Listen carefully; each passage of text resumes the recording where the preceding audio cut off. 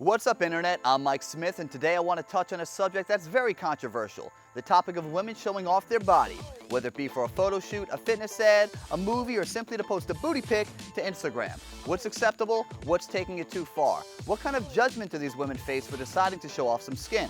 Are these women sending a sexual message? Are they sluts? Do they have morals? Or are we just so prude and suppressed as a nation that we don't know any better than to believe that these girls are just being tasteless? I'm diving into all these scandalous questions, so don't go anywhere.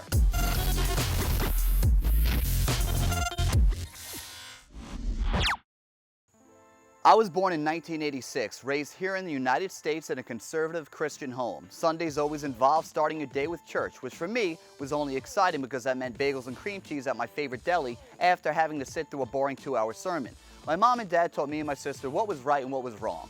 We had a strong sense of morality and solid beliefs. Naturally, growing up and getting older, we all get urges that battle and question what we've been told is right and truthful. For most, those questions start with asking, is Santa Claus real?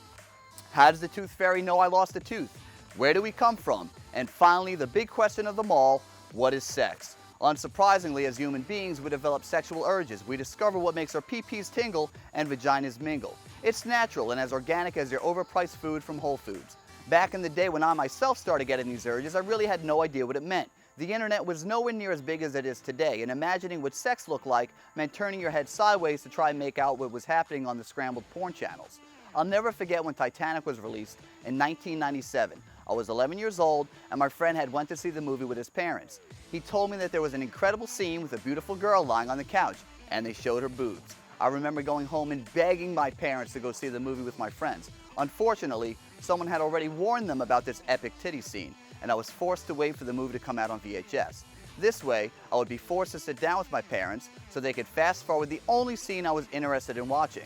Luckily for me, my parents mistakenly left me home alone with the VHS, and I replayed that titty scene about 100 times before carefully returning it to its blockbuster case. Now, honestly, did seeing Kate Winslet's boobs make me think she was a slut? Did I ever think she would sleep with me? Did I find her tasteless and immoral for doing the topless scene? No, absolutely not. I was a realistic 11-year-old. I knew Kate would never sleep with me. I knew she was portraying a character in a love movie. I knew it was no big deal, and it was just a pair of boobs. So why did my parents make such a big deal about this? What if they didn't freak out about the scene?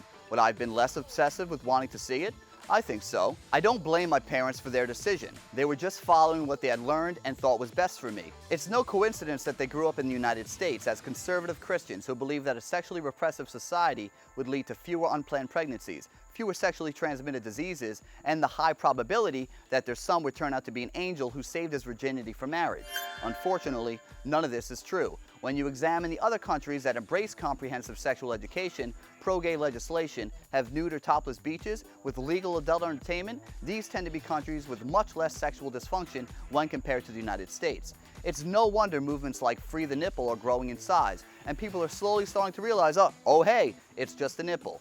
If you go back to the 1930s, 4 men were arrested for going topless in Coney Island, and men fought against this. And only 6 years later, in 1936, men going shirtless was the norm. You see, the human body is incredible, and if you're a straight male like myself, you'll most likely agree that the female body is an unquestionably beautiful creation.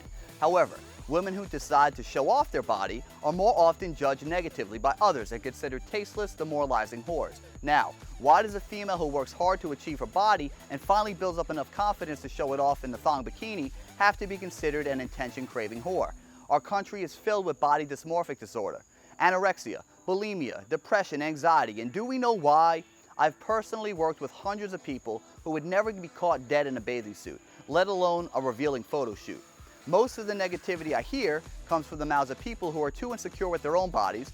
They may be experiencing some jealousy, a little envy, and a case of hateritis. Now, don't get me wrong. The world has been using ridiculously unrealistic sexual advertisements to sell its products for centuries. And while I do believe we need to start being more positive towards women who embrace their body image, there is nothing I hate more than fake advertisements. Being that I'm in the fitness industry, I can't stand when companies use unrealistic models to sell their shitty products. You know what I'm talking about. You've seen these supplement advertisements and girls rocking huge fake stacked tits, lip injections with skinny little hot dog legs that would crumble and shake like a baby deer the minute a 45-pound empty barbell was placed on their fragile back. Now that's something I have a problem with. I believe we should practice what we preach, and being that I own a company in the fitness industry, I would never want to hire those kinds of models to promote any of my products. Deception is what's tasteless. Conning other women into believing your amino acid blend will turn them into a skinny, big-ass, big-titted beauty is what's truly immoral. Making men believe your garbage testosterone-boosting product that sells for $75 a bottle is going to land them a date with a supermodel is horseshit. I also see a lot of women on Instagram selling booty building programs, 100 squat a day challenges, cleansing kits, and programs that are quite honestly not intense enough to be effective. I also believe falling for these scams is your own fault, and you should educate yourself enough to recognize these frauds, but I'll save that for another video.